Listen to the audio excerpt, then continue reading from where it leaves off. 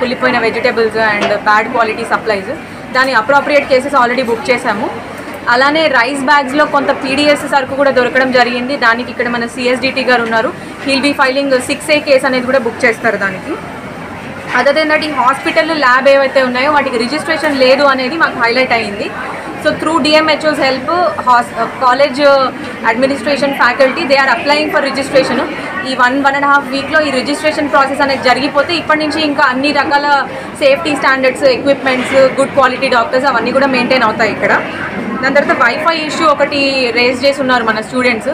So wifi అనేది అందరికీ ఇప్పుడు ఈ బేసిక్ రిక్వైర్మెంట్ కాబట్టి అది వెంటనే లైబ్రరీలో రీస్టోర్ చేస్తామని ఫ్యాకల్టీ మనకి ప్రామిస్ చేశారు. That will be done with in 1 వీక్లో జరిగిపోతుంది. అలానే డిస్ట్రిక్ట్ అడ్మినిస్ట్రేషన్ సైడ్ నుంచి ఇంకొక డెసిషన్ కూడా మేము తీసుకున్నాము. ఎవ్రీ సండే ఇక్కడ ఒక మెంటల్ హెల్త్ క్యాంప్ అనేది we will be organising in association with health department.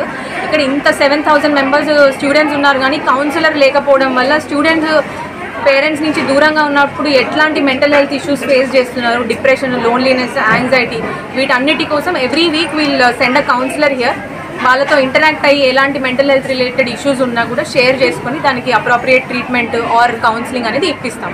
So these are some of the short term ఇమీడియట్గా ఏమేమైతే సాల్వ్ చేయగలమో అది చేయడం జరిగింది. దాని తర్వాత ఒక ఇంపార్టెంట్ పాయింట్ ఏంటంటే ఈ IIIT అనేది ఇట్స్ అన్ ఆటోనామస్ బాడీ. మేము ఎవరం కూడా ఇక్కడ రావాలని మాకు లేదు, బట్ ఇంత ఇష్యూ అయింది కాబట్టి రావడం జరిగింది. Going forward we have confidence that వీళ్ళే ఇక్కడ ఉన్న ఇష్యూస్ని ఇంటర్నల్గా సాల్వ్ చేసుకుంటారని వీఆర్ హోపింగ్. Thank you.